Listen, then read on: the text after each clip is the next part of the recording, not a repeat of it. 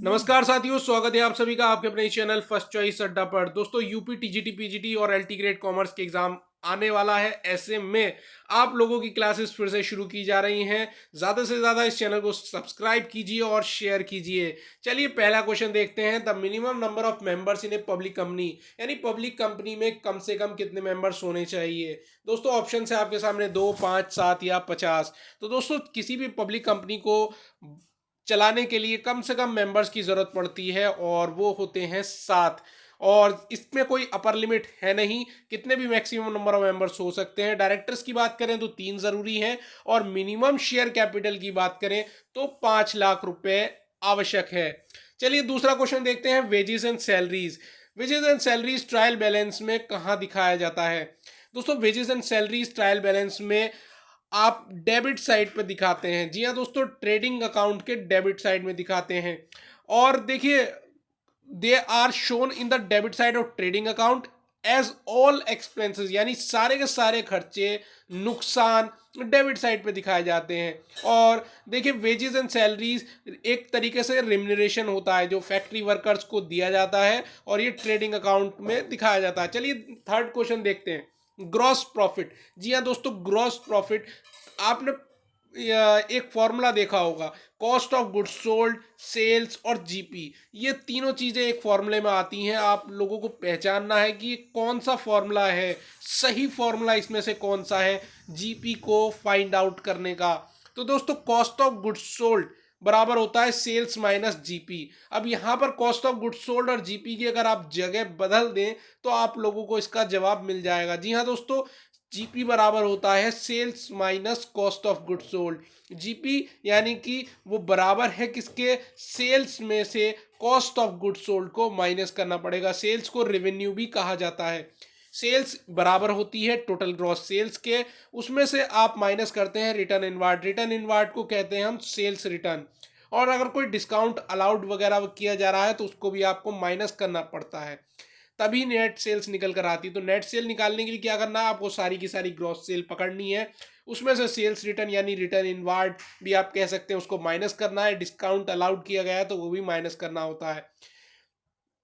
चलिए next question देखते हैं। लाइबिलिटी पार्टनर की फर्म में क्या होती है।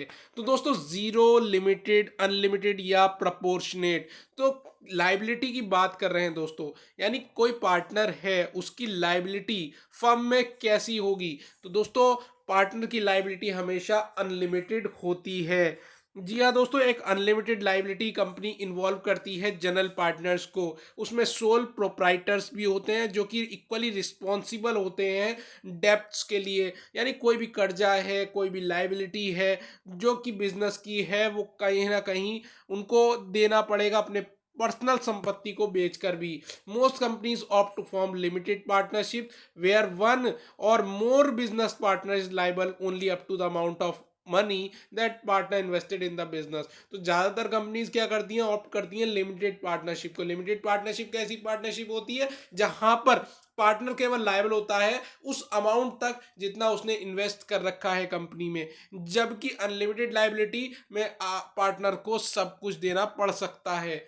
नेक्स्ट क्वेश्चन देखते हैं। Which of the following is not a cash inflow. जी हाँ दोस्तों, यहां पर बात की जा रही है कैश इनफ्लो की। तो दोस्तों, कैश इनफ्लो का मतलब होता है पैसा आना। और पैसा किस परिस्थिति में नहीं आएगा, जब डेटर्स घटेंगे, शेयर्स इशू किए जाएंगे, क्रेडिटर्स का घटना या फिक्स्ड एसेट्स का बिकना। तो आप लोगों को सही जवाब इसका फाइंड आउट करना है माय फ्रेंड्स। इसका सही जवाब है डिक्रीज इन क्रेडिटर्स, यानी जब आप लेनदारों का पैसा वापस करेंगे तब आपके पास पैसा जाएगा, ना कि पैसा आएगा। जबकि डेटर्स के मामले में जब डेटर्स घटेंगे तो पैसा बढ़ेगा, यानी कैश इनफ्लो होगा। शेयर्स को इशू करेंगे कंपनी से तो आपके पास पैसा आएगा। फिक्स्ड एसेट्स को बेचेंगे तब भी पैसा आएगा। पर क्रेडिटर्स के केस में ऐसा नहीं होगा, क्रेडिटर्स घटेंगे यानी कि कैश आउटफ्लो है ना कि इनफ्लो। चलिए नेक्स्ट क्वेश्चन की ओर बढ़ते हैं। Question number 6। कोई भी पार्टनर जो कि जुड़ा हुआ है एक फर्म से और वो अननोन है टू दी जनरल पब्लिक, यानी जनरल पब्लिक उसे जानती ही नहीं है माय फ्रेंड्स कि वो पार्टनर उस फर्म के साथ जुड़ा हुआ है, ऐसे पार्टनर को क्या कहा जाता है?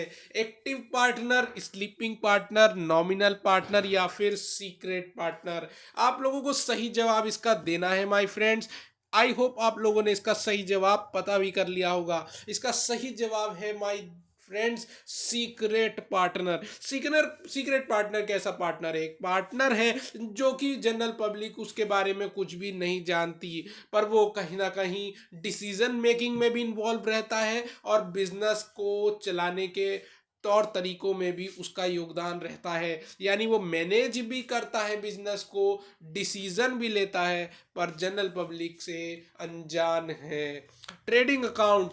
दोस्तों नेक्स्ट क्वेश्चन नंबर 7 आ चुका है आपकी स्क्रीन पर। ट्रेडिंग अकाउंट प्रिपेयर किया जाता है किस चीज के लिए? क्या पता करना है ट्रेडिंग अकाउंट से? तो ट्रेडिंग अकाउंट से पता कर क्या चलेगा आपको दोस्तों? यहां पर बात हो रही है ट्रेडिंग अकाउंट की, और ट्रेडिंग अकाउंट से पता चलेगा आपको ग्रॉस प्रॉफिट और ग्रॉस लॉस। तो ट्रेडिंग अकाउंट प्रिपेयर किया जाता है ताकि आप डायरेक्ट प्रॉफिट मोटा मोटा पता कर सकें, यानी जो भी आपने प्रोडक्ट्स बेचे हैं उसमें आपको डायरेक्ट प्रॉफिट कितना हुआ है वो पता चलता है। तो दिस इंक्लूड द, इसमें केवल ज़्यादातर चीज़ें नहीं आती हैं, कुछ ही चीज़ें आती हैं, जैसे कि सेल्स और क्लोजिंग स्टॉक, क्रेडिट साइड पे, और परचेज और डायरेक्ट खर्चे जो कि फैक्ट्री से जुड़े हुए खर्चे होते हैं वो डेबिट आइटम्स कहलाते हैं। और जो इसका रिजल्ट होता है वो या तो ग्रॉस प्रॉफिट के रूप में आता है या फिर ग्रॉस लॉस के रूप में आता है। चलिए नेक्स्ट क्वेश्चन की ओर बढ़ते हैं माय फ्रेंड्स। Accounting entry. जी हाँ दोस्तों, अकाउंटिंग एंट्री किसी भी पेमेंट को रिकॉर्ड करने की क्या होगी? यानी कोई payment, for example telephone bill दिया हुआ है यहाँ पर, तो टेलीफोन बिल का पेमेंट कर रहे हैं, तो ऐसे में आप क्या रिकॉर्ड करेंगे? तो दोस्तों कैसे रिकॉर्ड करेंगे? देखिए, खर्चे को डेबिट किया जाता है। नॉमिनल रूल क्या कहता है? नॉमिनल रूल ये कहता है कि सारे खर्चे, सारे लॉसेस डेबिट कर दीजिए। तो टेलीफोन चार्जेस डेबिट करना होगा और पैसा जाएगा, पर पैसा कैसे जाएगा? या तो कैश में जाएगा या बैंक से जाएगा, तो उसे आप क्रेडिट करेंगे।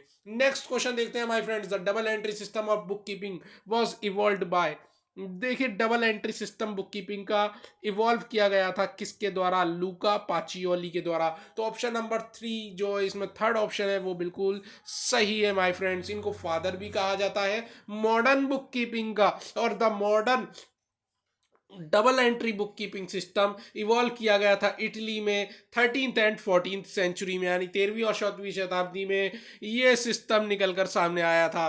अपना आज का आखिरी सवाल। जी हाँ दोस्तों, trial balance is prepare to check the accuracy of. Trial balance check किया जाता है, बनाया जाता है किस, क्या एक्यूरेसी पता चलेगी? यहाँ पर एक्यूरेसी पता चलेगी my friends ledger account balances की।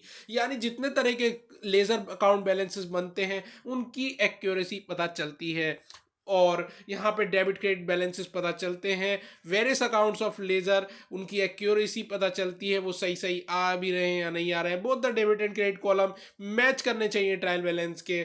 यानी कहा भी जाता है एक रूल में कि हर एक डेबिट हर एक क्रेडिट के बराबर होता है माय फ्रेंड्स। दोस्तों आप लोगों के लिए हर रोज वीडियो आया करेगी, बस आप लोगों को क्या करना है, ज्यादा से ज्यादा सब्सक्राइब करना है, शेयर करना है।